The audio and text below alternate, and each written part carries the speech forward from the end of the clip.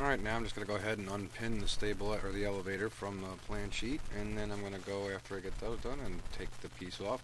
You want to grab each part where the joint is and just kind of poke your finger down on the wax paper. That's going to help free up the joints. You should just come right unstuck. I mean, I doubt the paper will stick to it. It will in certain cases if excess glue has gotten down there and had time to melt to it.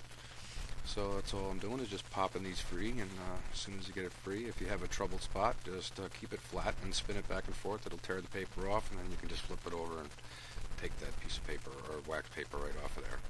So after we get this all done, we're going to start and do these center blocks here now for the stabilizer. Make sure that your bottom is down.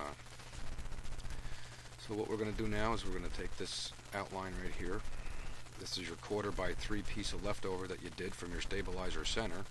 So we're just going to use the same piece of wood, and we're just going to measure the depth from the front to the back. And once we get that measurement, we're just going to transfer that onto the 1/4x3 inch piece of wood. Don't worry if my pieces don't look the same as yours, because I'm just using scrap pieces around that I have for all this stuff too. So my scrap pieces might not look like your scrap pieces, even though I'm using the same stuff. So now I'm just transferring these marks to the depth of it, and then I'm going to actually take the elevator and I'm going to use that to grab the angle of that triangle. And you want to make sure both sides come flush with the corner. So you're just going to make one corner piece nice and flush with everything. After we draw this mark out, I'll show you what I'm talking about. This mark is just for the depth of that, so you know when to stop drawing your line. But you're really only going to mark one line on this piece, as long as you got a nice square corner. So let's grab this elevator here.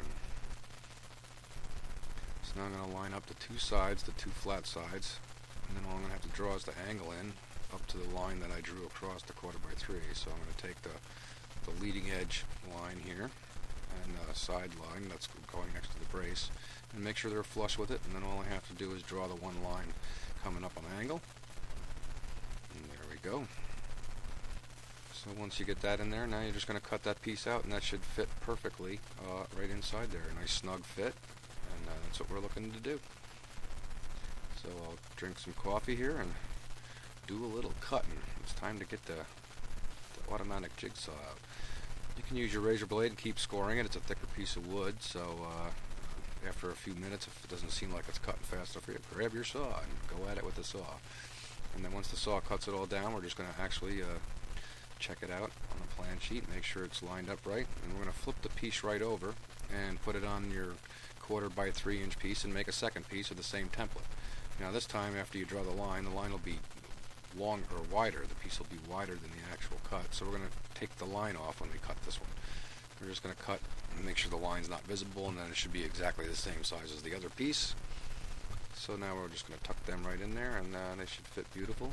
Wow, that's probably the best fit I've ever had. I like that. Alright, so there we go. That's the stabilizer and the elevator completed. Glue those pieces right in, and then flip the elevators over and glue it again. Glue all